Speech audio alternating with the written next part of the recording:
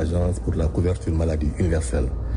Donc nous sommes ici à New York dans le cadre d'une mission officielle que nous avons menée ici aux États-Unis pour la vulgarisation du programme CMU.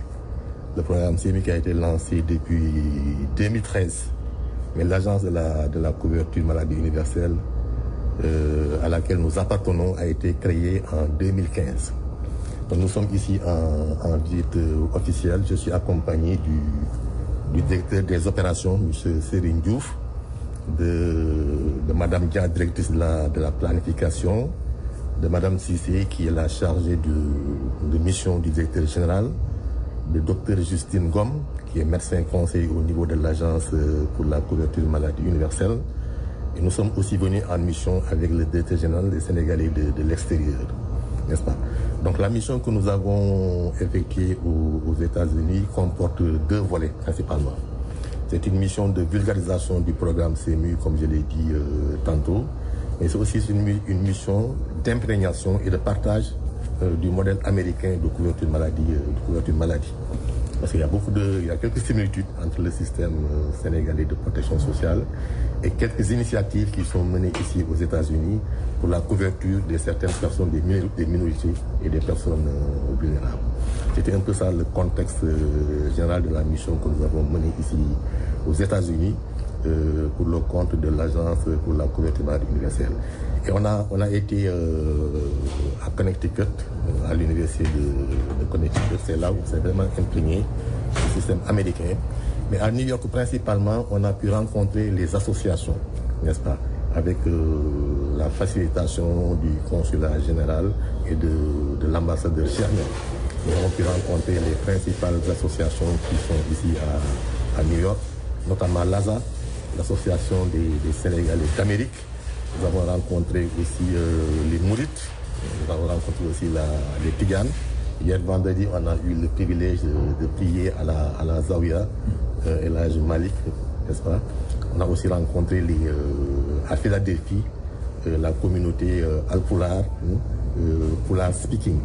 Donc on a eu beaucoup d'échanges, on a eu des échanges fructueux avec les principales associations sénégalaises. C'est pour voir comment mettre en place un dispositif de protection sociale en santé pour les Sénégalais qui de la diaspora, mais aussi pour leurs familles restées au pays. On essaie de voir comment mettre en place une grande mutuelle sociale, n'est-ce pas, pour participer, n'est-ce pas, au programme CMI, pour mettre en œuvre la CMI diaspora ici au niveau de New York. Donc je ne vais pas rentrer dans le fond, je vais laisser peut-être le directeur des opérations, Serigne Diouf, qui va peut-être expliquer dans les grandes lignes le contenu programmatique du programme CMI, quelles sont les actions qui sont menées, quels sont les paquets qui sont offerts, quels sont les différents régimes qui sont gérés dans le cadre du programme CMI. Mais ce que je dois dire, c'est que notre visite ici aux États-Unis s'est passée dans d'excellentes conditions et je crois que nous pouvons espérer que dans les prochains jours, dans les prochains mois, on pourra mettre en place ici une grande mutuelle sociale qui permettra de prendre en charge de façon effective les familles des Sénégalais vivant ici aux États-Unis.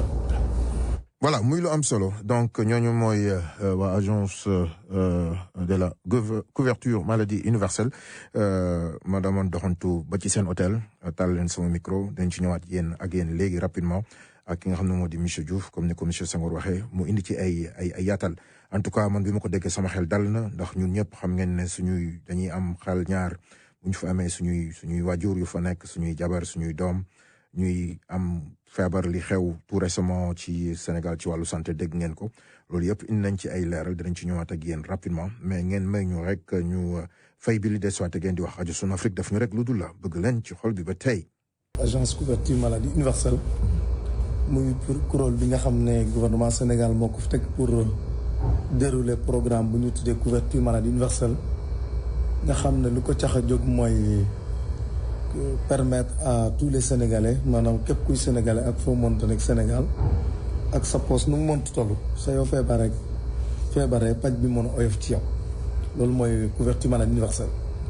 mu am nag ñaari pàcc yoo xam ne agence couverture maladie universelle mu ngi koy gérer benn axe d'intervention bi mu ngi tuddee li ñu tuddee maye paj maanaam initiative de gratuité. ci initiative de gratuité am nañ ci ñeent bu njëkk bi mooy lu ñuy tuddee plan Sésame yàggoon na fi am avant même 2012 avant 2013 avant ñuy lancer programme couverture maladie universelle mais bu ñu lancer programme couverture maladie universelle dañ ko gën a dooleel maanaam ci xaalis bu ñu ci dugal dañ ko yokk waaye également doxalin bi dañ ko gën a changer gën ko dëgëral mooy le plan Sésame. beneen gratuité yi mooy la gratuité de la césarienne maanaam jigéen ñi nga xam ne dañ doon am doom war a opérer loolu également dañ ko rendre gratuit lu jëmee ci consultation préopératoire bi acte opératoire bi préopératoire acte césarienne ci boppam maanaam opération bi garab yi nga xam ne également dugg nañ ci opération bi bu dee am nañ ci structure de santé bi ak 5 jours d'hospitalisation yooyu dafay gratuit. beneen initiative de gratuité bi nga xam ne dañ ko lancé ci programme couverture maladie universelle lañ ko démarré mooy tout temps ñi nga xam ne amaguñu juróomi at ñooñu également képp ku ci dem poste de santé centre de santé soo demee da nga faju ñu consulter la ba pare may la gratuitement mooy la gratuité des soins pour les enfants de moins de 5 ans.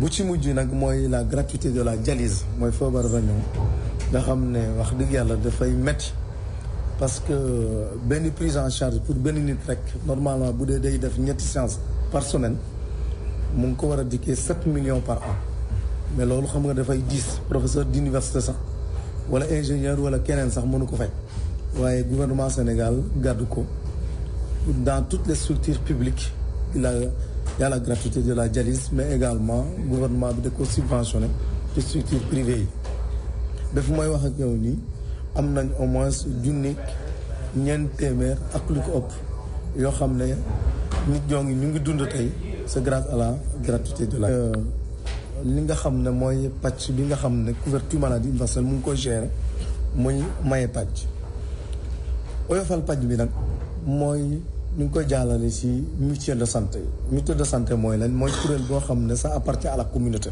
maanaam population yi ñoo ko moom ñu implanté ko ci commune bu nekk Sénégal ñu fexe am foofu un dispositif d'assurance maladie à base communautaire bu ñuy tuddee mutuelle de santé kuréel boo xam ne day am bureau am conseil d'administration am gérant nan lay doxee cotisation bi mu ngi nekk 7000 francs par tête et par an maanaam bopp bu nekk ci kër gi ak at bu nekk 7000 francs nga war a mat mais bu ñu defee évaluation bi gouvernement bi dama ciy dugal sama loxo képp koo xam ne joxe nga 3500 dinaa la joxal 3500 pour nit ñi nga xam ne mën nañ natt mais adduna nag dafa am nu mu bindoo dafa am ñoo xam ne mën nañ natt ak ñoo xam ne seen loxo jotul seen ginnaaw ñooñu bokk ci programme bu ñu tuddee bourse de sécurité familiale mooy ñi nga xam ne ñetti weer yu nekk gouvernement bi da leen di jagleen juróomi junni transfert monétaire trimestriel ñooñu ak seen njaboot ñëpp dañ leen dugal ci mutuelle de santé di leen natal gratuitement te bu ñu feebaree également du ñu fay li ñu tuddee ticket modérateur parce que mutuelle de santé noonu lay dox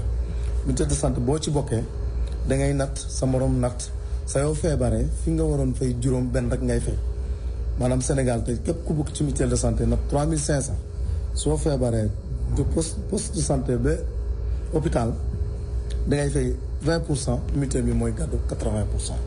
mais nag ñi nga xam ne dañoo bokk ci programme bourse de sécurité familiale ak ñi nga xam ne également personnes handicapées lañ am lu ñu tuddee carte d'égalité des chances ñooñu dañ leen dugal ci mutuelle du ñu fay cotisation du ñu fay ticket modérateur ba sax bu ñu feebaree sax bu ñu leen bindalee garab boo xam ne pharmacie privée la sax dañ leen di jox garab bi gratuitement loolu mooy aussi couverture maladie universelle donc parce que équité la loolu mooy li nga xam ne mooy oyofalu paj ci mutuelle de santé yooyu nag ñu am benn produit bu ñu tuddee CMU diaspora lu tax ñu indi CMU diaspora boobu parce que dañoo defoon tournée ci pays yu bëri muy Italie muy France mais bu ñu demee ñetti mbir lañ ñu wax ne loolu mooy jafe-jafe moodu effectivement ak sénégalais de l'extérieur de manière générale bu ci njëkk mooy ñu ne dañuy toog ba ay guddi ay minuit avec les décalages horaires ngay nelaw say mbokk yee la ne diw dafa feebar ñu ne nañ yónnee 200000 300000 naam mën nga yónnee xaalis bi waaye mën nañ ko utiliser ka leneen ñu ne nag dañuy fexe mettre en place un dispositif qui permet aux Sénégalais de l'extérieur fexe leen ngeen natal leen à distance ci mutuelle de santé yooyu au lieu ñuy fay 100%, 20% la ñuy fay xam nga loolu day oyof ci ku feebar ki ak ki nga xam ne également moo ko jàppale nekk bitim réew. Donc mu ne comment on va faire pour que moodu yi Sénégalais de l'extérieur de manière générale mën a natal seen waajur yi ci couverture maladie universelle yu nekk Sénégal. beneen axe bi mooy naka la ñuy def man mi nekk Sénégalais de l'extérieur su ma ñëwee Sénégal à part France ak tout je pense Espagne dafa am lu ñuy tuddee la portabilité de la couverture maladie maanaam ku jóge France tey résider fa de manière régulière boo demee Sénégal sa assurance mën na la jël en charge mais ku jóge ab Amérique bii wala nga jóge Italie boo defee 1 mois Sénégal wala 2 mois de vacances sa yoo feebaree da ngay génne ci sa poche. naka lañ mën a def nag ba durant ce séjour là nga mën a bokk ci mutuelle de santé wala nga am un dispositif de couverture boo xam ne couverture maladie universelle moo koy teg pour nga mën a fàccu foofu loolu mooy ñaareel mbir ñetteelu mbir bi nag boo xam ne moo xaw a diis mooy la question du rapatriement des corps. loolu ñu dem fii Amérique dégg nañ ne par exemple ku fi wàññeeku mënta ñàkk à peu près pour ñu rapatrier corps bi war na mën a toll lu ak ay $6,000 $7,000 ñu nag loolu dañuy teg lu ñu tuddee mutuelle sociale de la diaspora bu ñu ko defee France def ko Amérique def ko feneen ak feneen mën nañ am sax une grande mutuelle de la diaspora nga xam ne ministère des affaires étrangères et des Sénégalais de l'extérieur dina ci jàpp ak agence couverture maladie universelle mais laataa lu ñu def loolu pays bu nekk en fonction du contexte ak dëkk bu ñu nu mu bindoo war nañ mën teg un dispositif looloo waral ci suñu mission bi ñu def association yu bëri gis Pulaar Speaking gis association Mika bu Mauritanie gis également daayira yi fi nekk ñu waxtaan ak ñoom nee na nag dañuy teg lu ñu tuddee comité d'initiative mutualiste comité d'initiative mutualiste boobu liggéey ak agence CMU liggéey avec la direction générale des Sénégalais de l'extérieur liggéey ak consulat bi ñu fexee teg fa benn mécanisme de prise en charge muy tuddee mën nañ ko tuddee mutuelle mën nañ ko tuddee neneen mais dans tous les cas mécanisme boo xam ne c'est un mécanisme de solidarité ñu tuddee ko par exemple mutuelle sociale des Sénégalais d'Amérique ñu tàmbalee ko nag par New York nga xam ne dangay natt sa morom natt fii am ngeen dispositif de prise en charge am nañ ko mais dispositif de prise en charge dafa am limite dafa am yoo xam ne peut-être jël ko mais mécanisme boobu bu ñu ko tegee dina mën a tax ngeen am cawarte pour natal waajur yi nekk dëkk ba mais également la question de rapatriement de corps ñu dugal ko parce que au lieu de mu nekk mutuelle de santé mën na nekk mutuelle sociale imaginer bu ñu tegoon mécanisme boobu lu Pulaar Speaking di def li yeneen daayira di def ñu am xaalis bu bëri bu amee ku wàññeeku au lieu par exemple ñu fay 7,000 francs loolu day diis ci njaboot wala ñu koy ketal loolu xam nga ne amul sutura léegi dans ce cas là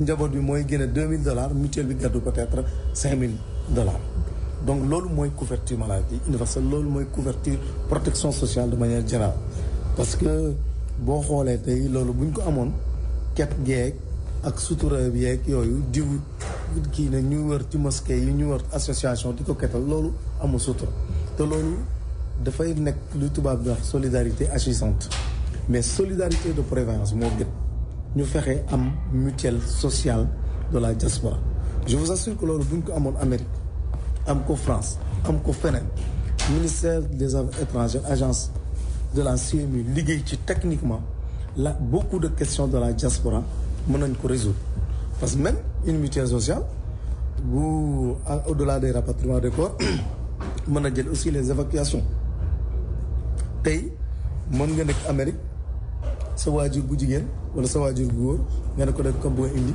Italie wala dañ ko bëgg indi évacuer ko Maroc loolu mën nañ def ay produits yoo xam ne dañ koy def ci mutuelle bi c'est des packages ku bëgg a chaque personne qui est intéressée par un tel package adhéré ci loolu donc loolu nag balaa muy am rek il faut ñu tàmbale ko ci comité d'initiative dem waxtaan bu yàgg ci loolu xam naa conseil dina jël ay dispositions taxawal comité d'initiative boobu ba képp kuy association nekk New York wala feneen mën ci gis boppam. mais monsieur Diouf ci seen séjour bi xam naa dañ ci ñëw monsieur Senghor duñ ko yaatal mais ci séjour bi li ma wër mooy nit ñi am na ay laaj yu ñu leen laaj lan nga ci gën a mën a jàpp pour ki nga xam ne nii jokkoo nga ak moom wala dégg nga seen i ñaxtu.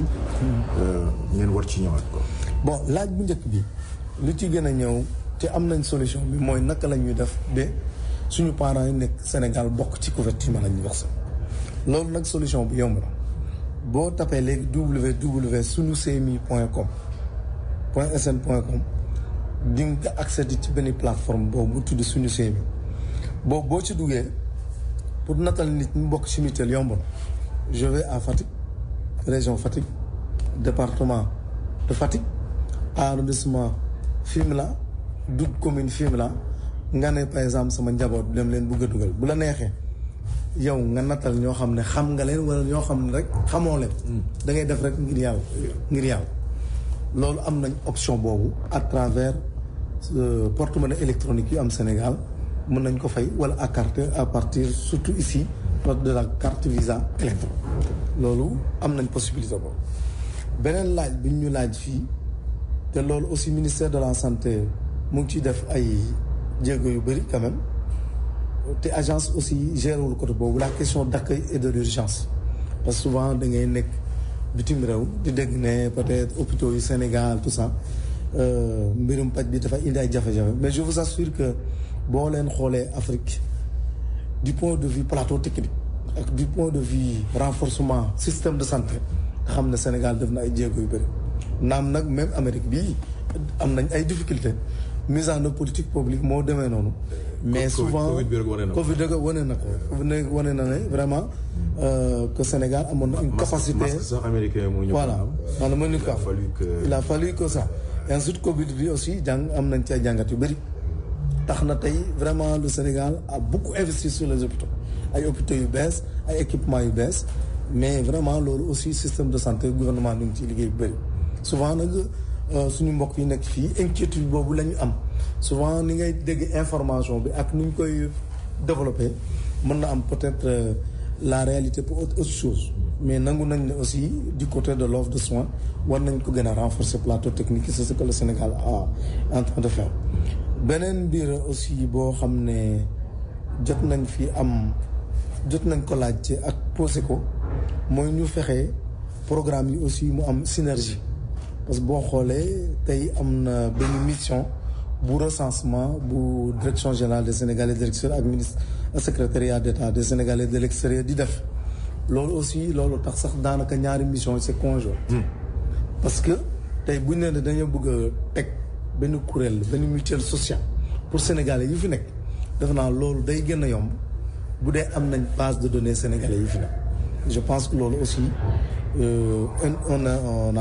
on s'est interrogé sur ça alors que nit ñi on l'a fait comprendre qu'en réalité mission yi vraiment c'est une mission conjointe te c'est complémentaire donc laaj yooyu daal bokk na ci li ñu gën a développé ensuite ma préciser na aussi parce que on nous a posé ce genre de questions aussi mutuelle sociale bu ñu fi bëgg a teg ñun agence CMU moomuñu ko c'est juste agence CMU bras technique la pour accompagner ko mutuelle boobu sénégalais yi nekk États-Unis ñoo ko moomal seen bopp comme ni waa Jaxaaw moomalee seen bopp mutuelle de santé communautaire bu Jaxaaw agence CMU lan lay def techniquement lay appuyer ensuite bu dee par exemple des subventions day am subvention accompagner la mais mutuelle moom c'est une association communautaire mu nekk dans une ville mu nekk dans une campagne communauté bay ko moom donc bu ñu ko tegee fii day nekk mutuelle sociale am un conseil d'administration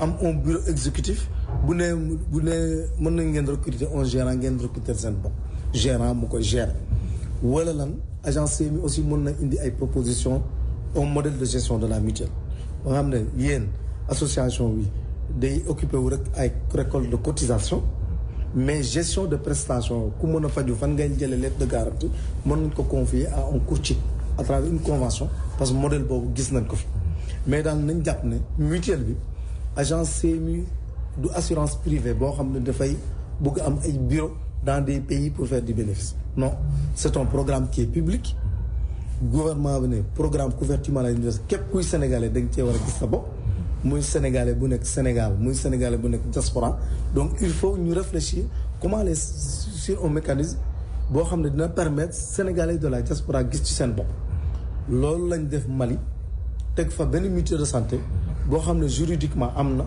mais gestion prestation yeeg lettre de garantie dañ ko gérer dañ ko contractualiser ak benn structure bu tudd UTM. donc au Mali déjà mu ngi déjà am nañ fa un dispositif boo xam ne association yi ñu ngi cotiser pour seen wér-gu-yaram pour ñu mën a jot ci paj parce que foofu ni malien bi accéder aux soins peut-être mën na tarif yi du bokk ak feneen def nañ ko aussi au niveau de la Gambie et je vous assure que bu ñu ko defee gouvernement bi aussi dina ci dugal loxo parce que souvent c'est des appuis ponctuels qu'ils font à travers les associations mais appui yooyu continuer mais bu ñu dañu am un mécanisme mutuelle sociale régulièrement nit ñi di cotiser dina am gouvernement peut-être mën na indi ay subventions d'appui. mais cotisation yi est-ce que cotisation yi mën na nekk au point où comme ça se passe ici. parce que nit ñi dañu xaw am jot trop.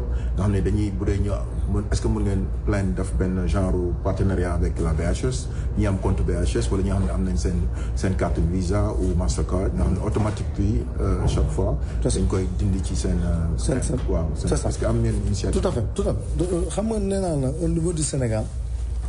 dañoo ne woon bopp bu nekk 7000 francs mais fii États-Unis il faut ñu xoolaat peut-être en tenant compte du revenu des gens nu muy amee. en tenant compte annuel bi mën nañ ko def. mais également ban xam nga mutuelle question boobu day ñëw su ma bokkee sama njaboot lan la am droit am. ensuite ñaata laay nat mais pour le moment peut-être question boobu àggaguñ fa. dañoo jaaroon rek pour mettre en place comité d'initiative. D'accord. Comité d'initiative boobu ak agence CMI ak Sénégal Extérieur dinañ liggéey ba am une proposition de produit boo xam ne dañ ci discuter.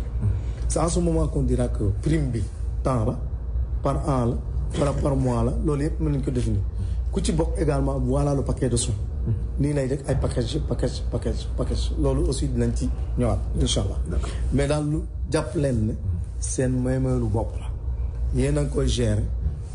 agence CMI bras technique lay doon donc loolu aussi am jar na ñu koy préciser absolument.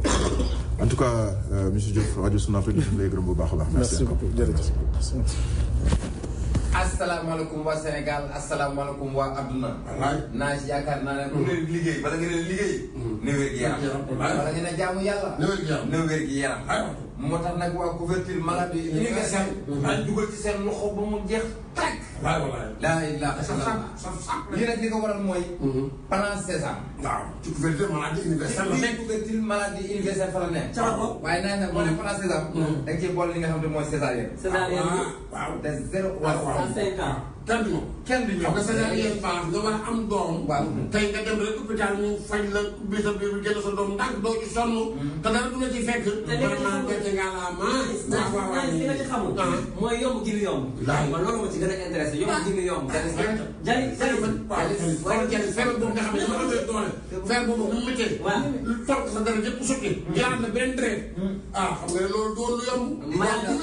maladie universelle teg seen loxo jàpp. bu baax a baax a baax solo ba léegi da nga koy def te doo ci sonn yenn coono yi. la ca gën a neex. mooy bi nga xam mutuelle de santé ko. mutuelle de santé faju kon daanaka sax doo fa yàlla. daanaka boog jaaraama couverture maladie universelle kontaan nañ ci yéen. yal na leen yàlla doole jàmm.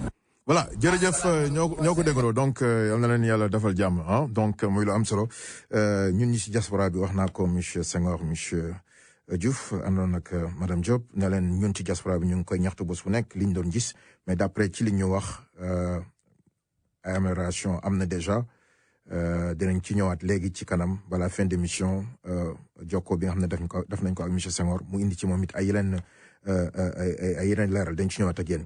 en tout cas wér-gu-yaram mooy lépp am na loo xam ne ni ñëw nañ ko tegal ko diaspora bi ndax ñun ñoo ko moom nee naa lañ suñuy gouvernement bu ñu mënee di nelaw ba yandoor yàlla ak ñun la donc bu ñu amee lu mel nii na ci ñëpp jàpp xam naa dañ ci ñëw semaine yi di ñëw gën ko leeral gën ko fasal rajo Sun Afrique daf ñu rek lu dul bëgg leen ci xol ba tey ñu ñëw ngeen ci comme ni ñu ko waxee woon rek dina nekk lu am solo donc muy monsieur Senghor bokk ci ñi nga xam ne ñëwoon ci seen voyage bu am solo boobu pour indi ay leeral en tout cas agence de la couverture maladie universelle ñu ñëw ceeg am na yenn laaj yu ma ko laaj ñu bàyyi ci xel am na waxtaan bu am solo boo xam ne seq nañ ko ak moom. les Sénégalais de l'extérieur ànd ak équipe bu agence CMI boo xam ne Serigne Diouf mu ngi si mooy directeur des opérations yi madame Fall, directrice de la planification, madame Diop Aminata Cissé, chef de mission ou directeur général bi ak docteur Justine Ngom ñu ñëw fii xool population association yi nekk fii consulat bi jàppale ñu si ñu waxtaan ak ñoom ci programme CMU di programme bu am solo comme ni ko Serigne Diouf waxee léegi. CMU boo ko déggee li ci gën a am solo mooy maladie ak universel mooy Sénégalais yëpp. ñu mën a faju ci anam yu sell loolu mooy universalité principe de protection sociale la donc c'est très important donc c'est pour la première fois au Sénégal ñu lancé protection sociale universelle moom benn programme de protection sociale universelle en santé ñu lancé ko en 2013 2015 ñu créé agence pour la couverture maladie universelle ñun foofu la ñuy liggéey li ma bëggoon wax rappeler tuuti rek Serigne expliqué na tuuti un peu lan programme bi di doxee donc soxla ma ci dellusi et dama bëgg a leeral tamit que ne programme CMU bi ñu ko créé depuis 2013 et agence bi en 2015 chaque année pratiquement dañ koy évaluer et dañoo génn récemment ci benn évaluation bu mag boo xam ne ay universitaires ñoo ko def mu nekk évaluation externe bu am solo donc bu ñuy ñëwee fii nag dañuy liñ tënk ci évaluation yooyu yëpp ñun dañ ciy sukkandiku pour mun a taxawal mutuelle boobu ñuy wax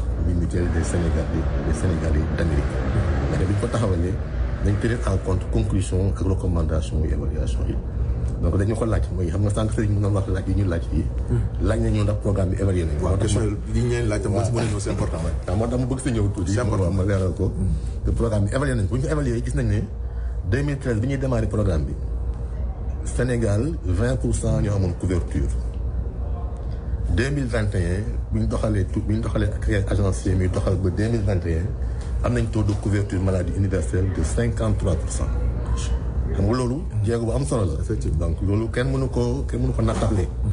kenn mënu amul sikki sàkka programme CMU moom programme bu pertinent la pertinence programme bi kenn mënu ko remettre en cause. man ñun Sénégal ñu ngi ci espace UEMOA ma nekkoon naa président comité conseil consultatif de la mutualité sociale. au sein de l'UEMOA li ñuy def Sénégal ci couverture maladie amul benn pays bu ko def dans la sous-région donc loolu aussi baax na Sénégal yi nekk Amérique aussi ñu xam politique yi ñu doxal Sénégal fu mu toll par rapport ak yeneen pays yi nekk UEMOA dëgg c'est vrai que am na ay jafe-jafe yoo xam ne génn na ci évaluation bi mais il faut ñu reconnaître que am nañ ay jéego yu am solo yu ñu def te am nañu yaakaar ne bu ci diaspora bi duggee programme CMU aussi na gën a mën a jëm ci kanam. mais diaspora bi nan la ci gën a mën a jàppee. waaw ni surtout bi nekk fii ci États-Unis waaw ni mu si gën a mën a jàppee d'abord nit ñi xamal nit ñi seen njaboot yi si nekk Sénégal parce que loolu aussi daf solo que programme public c'est un programme public qui mérite d'être vulgarisé li ñu bëgg ñun Sénégal nit ñi xam programme CMU mooy lan yow bi nekk fii Amérique boo woowee sa waa kër yi nekk ba sa Sénégal nga ne am na benn programme bu tudd CMU nii lay doxee n'est-ce pas boo amee foofu benn mag bu am plus de 60 ans nga ne am na plan Sésame boo amee sa benn jarbaat bu am doom bu am 0,5 ans nga ne am programme CMU mu nga foofu boo amee sa soxna bu am war a def césarienne nga ne programme bu tudd CMU mu nga fa césarienne dañ koy jël en charge donc loolu dafa baax information boobu même waa diaspora mën nañ contribuer di ko joxe n'est-ce pas loolu mooy premier volet bi beneen volet bi mooy volet assurance bi Serigne expliqué na ko léegi mutuelle de santé yi ñu ngi foofu ñu fa dugg état da koy subventionné n'est-ce pas donc ñi nekk fi aussi mën nañ dugal seen njaboot yi ci programme ci mutuelle yi foofu bu leen dugalee ci mutuelle bi état day subventionné xam nga loolu aussi am na solo moo gën ngay jógee fii joxe benn 100 000 francs jël cotiser ko sa benn kii mbokk 3500 moo gën a simple boo ko cotiser 3500 année bi yëpp dina faju donc loolu la ñuy wax financement participatif n'est-ce pas communauté diaspora bi aussi mën nañ participer au financement du programme CMU loolu aussi dafa am solo.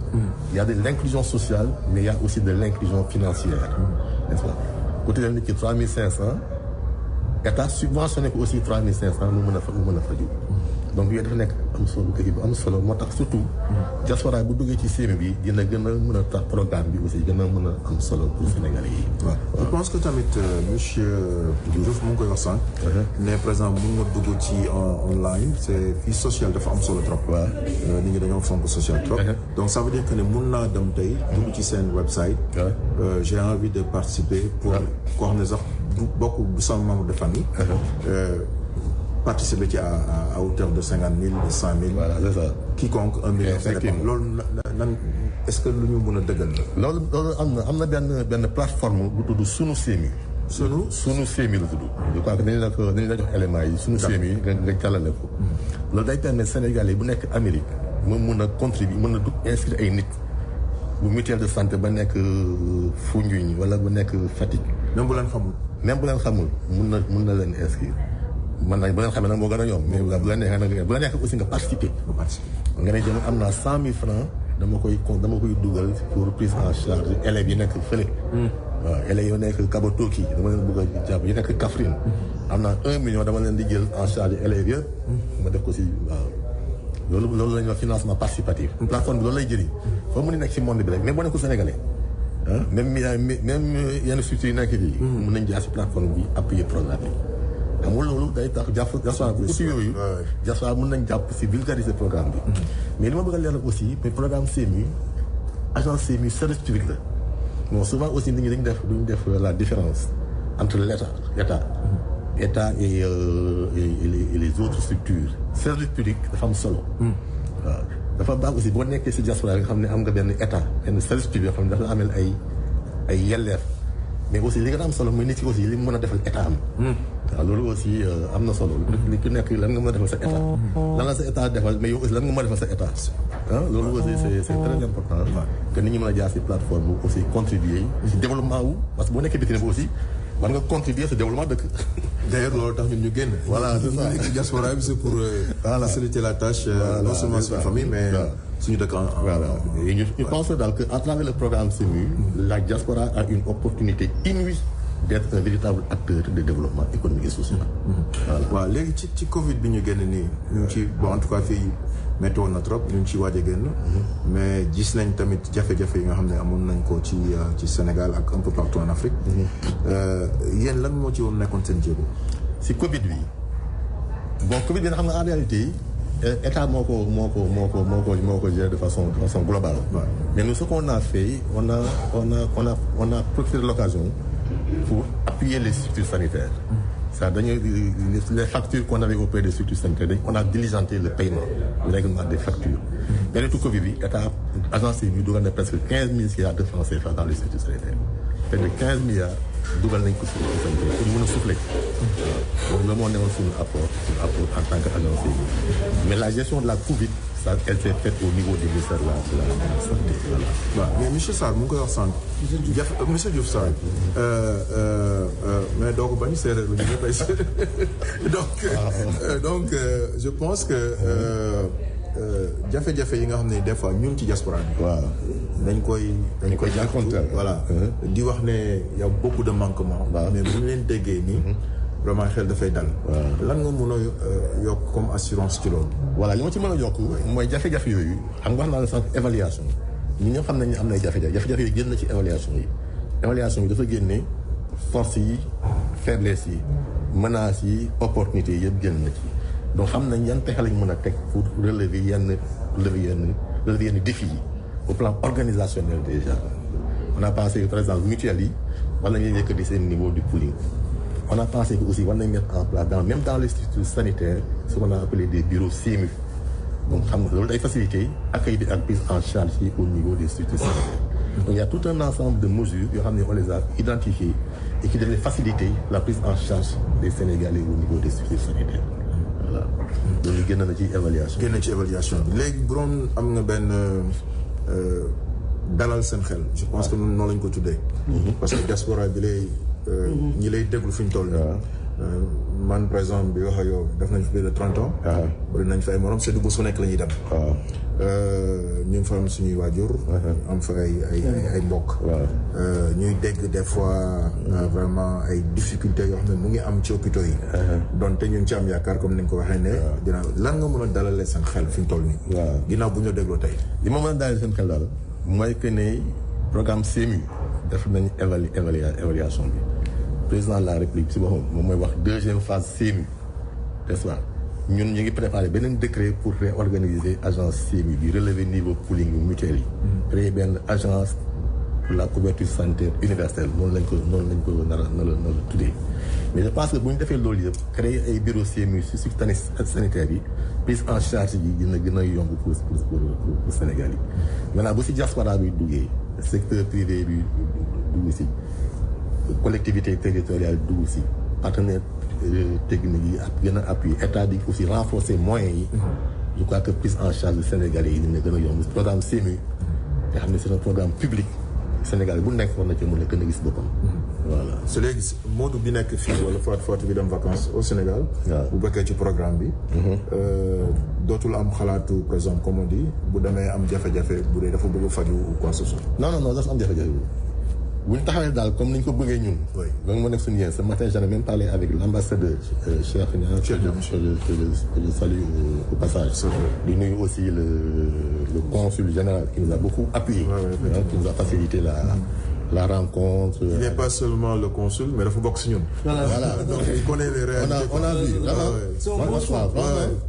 on a été très efficace. loolu bu ñu ko mënee def. rencontrer association yi si ay anam yu gaaw yu sell. c'est parce que ñoom ñoo ñu aiguillonné ñoo ñu ko yombalal.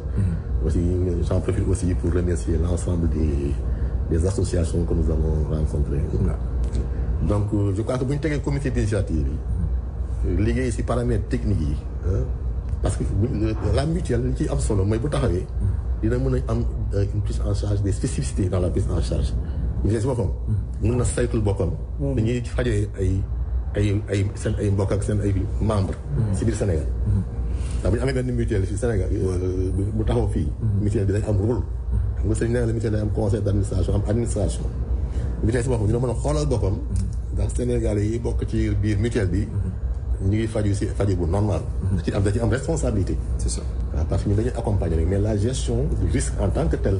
c'est la mutuelle qui va la faire. voilà qui va s'en charger. voilà en tout cas merci monsieur Senghor. voilà c'est nous. voilà kontaan nañ donc ñu ngi nuyu ñëpp. et di am yaakaar que dinañ fi ñëw ci bu dul yàgg. pour taxawal mutuelle bi. te bu ñu ko defee mutuelle bi ñuy taxawal fii am naa yaakaar que ne. dina nekk vitrine.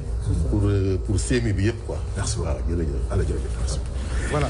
donc CMU muy lu am solo affaire à suivre ñu ngi ci am yaakaar baax a baax di beneen yoon tamit gërëm consul ci qualité bi mu am ci rajo Sun Afrique am ñu ngi ko amee ci yeneen rajo yëpp pour vraiment ñu mun a jàllale message bi.